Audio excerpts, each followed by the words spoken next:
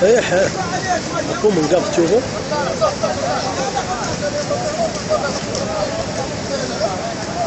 يا الله سخر عليك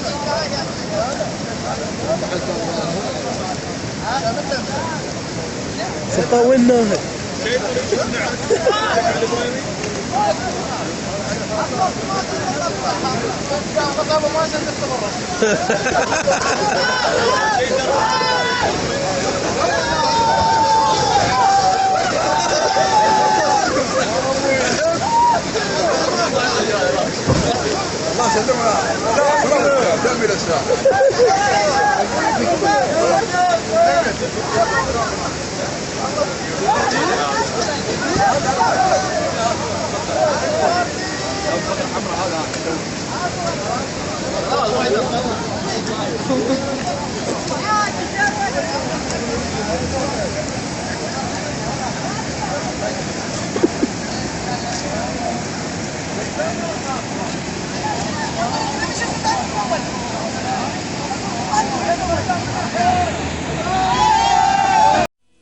Kembali lagi di One Shot pemirsa, wilayah Yogyakarta dan sekitarnya hingga saat ini masih diselimuti abu vulkanik Gunung Kelut. Nah, tidak terkecuali kompleks Candi Borobudur yang juga menjadi kawasan yang terkena dampak dari hujan abu vulkanis Gunung Kelut. Ya, dan abu vulkanis ini memiliki tingkat keasaman yang tinggi yang tentunya sangat membahayakan bagi keberlangsungan dari bangunan bersejarah juga kebanggaan dari bangsa Indonesia ini. Nah, apakah upaya-upaya yang dilakukan sebagai satu bentuk preventif terhadap bangunan tersebut? Sudah ada Yohana Margareta yang akan melaporkannya langsung dari Candi Borobudur. Halo Yohana, bagaimana suasana terkini di sana? Apakah masih ditutup Candi Borobudur hingga kini?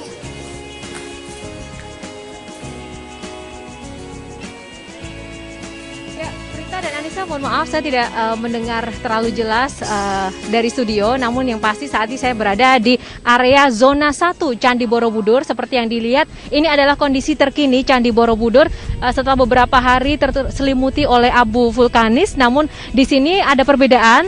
Stupa-stupa yang kemarin sempat ditutup oleh terpal sekarang sudah dibuka karena pada hari ini tadi sekitar lebih dari 100 relawan yang terdiri dari elemen masyarakat maupun juga warga sekitar dan juga gabungan aparat kepolisian dan juga TNI sudah bergabung dan membersihkan stupa-stupa yang tertutup. Ada 72 stupa kecil dan 1 stupa besar, dan yang paling parah juga ada di lantai 4 dan juga lantai 7 yang kemarin memang sangat tebal abu vulkanis yang menutupi bagian dari Candi Borobudur ini. Dan selain itu tadi juga banyak sekali memang relawan dari dalam negeri maupun juga mancanegara, bahkan banyak sekali turis-turis dari luar negeri yang secara sukarela membersihkan Candi Borobudur karena kecintaan mereka terhadap Candi Borobudur yang menjadi salah satu keajaiban dunia ini. Dan rekan kami Dade Salampesi tadi juga sempat mengeksplorasi lebih dalam lagi bagaimana kondisi terkini saat para relawan membersihkan Candi Borobudur ini. Dan kita langsung saja ikuti laporan Dade Salampesi berikut ini. Baik Yohana, hingga saat ini proses pembersihan Candi Borobudur memang masih berlangsung dan sudah 4 hari memang candi ini ditutupi oleh abu vulkanik. Wah, abu yang menutupi Candi Borobudur ini memang masih cukup tebal karena memang sudah 4 hari hasil dari letusan Gunung Kelut menutupi candi yang ada di Kabupaten Magelang, Jawa Tengah ini. Dan hingga siang ini pun proses pembersihan masih dilakukan oleh teman-teman dari berbagai organisasi. Teman-teman relawan ini baik berupa mahasiswa maupun relawan, dan tidak hanya orang Indonesia tapi juga ada orang asing yang rela datang ke sini untuk melakukan aksi bersih-bersih. Dan jika sebelumnya Candi Borobudur ini memang stupa-stupanya ditutup, maka sejak pagi tadi memang sudah mulai dibuka untuk dibersihkan. Dan ditargetkan candi ini dapat kembali dibuka untuk umum pada minggu pekan depan. Dan sekarang saya akan mencoba untuk mewawancarai salah satu relawan yang juga sedang bersih-bersih. Selamat siang, dengan Mbak siapa nih? Siang, nama saya Reina. Baik, Mbak Reina, ini aksi bersih-bersihnya dari kapan sampai kapan sih? Kelihatannya mulai hari ini sampai 3-4 hari ke depan. Baik, ini memang ada instruksi atau perintah atau seperti apa nih untuk bersih-bersih candi ini? Ini inisiatif dari kita sendiri soalnya untuk menjaga kekuasaan dunia yang ada di Indonesia. Baik, kalau menurut Mbak Reina, memang sepenting apa sih Candi Borobudur ini? Penting ya, soalnya termasuk warisan dunia yang ada di Indonesia termasuk candi Buddha yang terbesar di dunia. Harusnya kita bangga dong Indonesia punya kayak gini. Harusnya kita harus ikut menjaganya. Baik. Yohana, selain itu pihak manajemen Candi Borobudur memang membuka tangan bagi relawan ataupun kawan-kawan lainnya yang ingin datang ke Candi Buddha ini untuk membantu membersihkan candi ini. Dan candi ini juga merupakan warisan budaya yang sudah diakui oleh UNESCO, dan jika tidak segera dibersihkan, dikhawatirkan Indonesia akan kena tegur dari pihak UNESCO. Untuk sementara kembali ke Yohana. Iya, itu tadi adalah proses dari pembersihan yang memang sangat terlihat sekali antusiasme para relawan untuk dapat memulihkan kembali kondisi dari Candi Borobudur agar dapat segera dibuka. Dan nanti saya juga akan hadirkan perbincangan dengan Kepala Balai Konservasi dari Candi Borobudur, Bapak Marsi Sutopo, dan juga ada ahli arkeolog dari Universitas Gadjah Mada, Ibu Inayati. Selamat siang, Bapak dan Ibu. Tapi pemirsa, saksikan dulu informasi jeda pariwara berikut ini dan tetaplah bersama kami di White Shot. Ya pemirsa, kembali dalam White Shot dan saat ini saya masih berada di kawasan Candi Borobudur dengan aktivitas pembersihan yang dilaksanakan saat ini, dan sesuai dengan janji saya telah hadir bersama kita di White Shot ada Kepala Balai Konservasi Borobudur dan ahli arkeolog dari Universitas Gadjah Mada. Untuk Pak Marsi Sutopo, sejauh mana ini, sudah sampai mana pembersihan yang dilakukan pada hari ini? Ya, jadi pembersihan pada hari ini memang baru pada pembersihan hari pertama. Dan pada pembersihan hari pertama ini kita baru membuka cover-cover yang kemarin kita pakai untuk menutup stupa induk, 72 stupa pengiring, dan juga lantai di lantai 7, 8, 9, dan 10. Dan kemudian setelah kita buka covernya dan kemudian kita lanjutkan dengan pembersihan. Dan memang pembersihan pada hari ini belum selesai, tapi paling tidak kita sudah mulai membersihkan di stupa-stupa yang ada dan juga di lantai 7, 8, dan 9, dan 10. Ya, perlu waktu berapa lama sih Pak untuk membersihkan seluruh candi secara sempurna?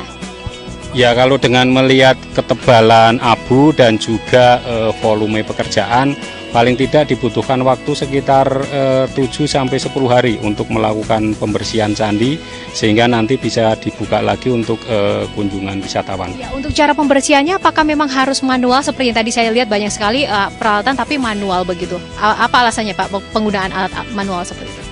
Ya, memang kita harus menggunakan dengan cara manual karena itu yang paling aman. Dan dengan cara manual ini kita menggunakan peralatan dari sapu ijuk, sapu lidi, dan juga dari sendok yang terbuat dari kayu atau dari plastik, sehingga itu tidak melukai batu-batu candi. Kalau kita menggunakan katakanlah vacuum cleaner, karena juga sekarang abunya itu dalam keadaan basah, sehingga itu belum mungkin untuk divakum gitu. Oke, kalau Ibu Inayati ini kan bukan pertama kali ya Candi Borobudur terkena hujan abu. Merapi kemarin juga iya, dari hasil lab memang sih kandungan asamnya tidak terlalu tinggi dibandingkan Merapi. Tapi bagaimana untuk dampak kedepannya bagi Borobudur? Ya, kalau abu itu dibiarkan tentu akan merusak batunya sendiri. Kalau batunya rusak, ini akan mempengaruhi Borobudur secara keseluruhan begitu. Bagi pariwisata jelas itu nanti lalu menjadi bangunan jadi jelek gitu ya. Lebih-lebih bagi ilmu pengetahuan, karena kemudian kita akan menemukan satu bangunan tinggalan nenek moyang kita yang kemudian dalam kondisi rusak. Nah, kalau rusak itu dibiarkan ya nanti lama-lama akan menjadi aus lebih parah lagi begitu. Jadi memang harus dibersihkan pada saat. Tapi tidak dipungkiri ya bahwa lokasi dari Borobudur ini kan memang dekat juga dengan gunung-gunung berapi, dan meskipun mungkin kita tidak mengharapkan, tapi sejauh mana antisipasi yang mungkin bisa dilakukan untuk menghindari kondisi-kondisi seperti ini terjadi lagi? Ya, kalau antisipasi kan memang sulit ya, karena bagaimana kita tahu gunung akan meletus dan sebagainya. Dan meletusannya apakah nanti mengeluarkan material yang sampai kemana-mana kan kita juga tidak tahu. Tetapi paling tidak Balai Konservasi Borobudur sudah menyiapkan penutup-penutup untuk menutupi stupa-stupa itu gitu. Namun tentu tidak bisa melindungi seluruh bangunan itu. Gitu. Kalau kemarin di tayangan televisi ada yang mengomentari di Prambanan belum dilakukan apa-apa, ya lebih sulit lagi karena di sana tidak ada stupa-stupa seperti di sini yang bisa diselimuti gitu ya. Di sana kan kecil-kecil dan banyak. Nah, Singkat saja Bu, untuk karakteristik candi seperti ini sebenarnya proses perawatan seperti apa sih yang memang bagus untuk jenis arkeolog seperti ini? ya kan tiap hari sudah ada perawatan, ya perawatan yang kebersihan dan sebagainya, juga pemeliharaan batu-batunya dikonservasi supaya tidak aus gitu. Lalu kemudian kunjungan dari para wisatawan itu bagaimana supaya tidak merusak gitu. Maka ada larangan-larangan ini, sebetulnya larangan itu bukan untuk menyebabkan wisatawan kesulitan, tetapi itu untuk mengkonservasi, menjaga keawetan itu.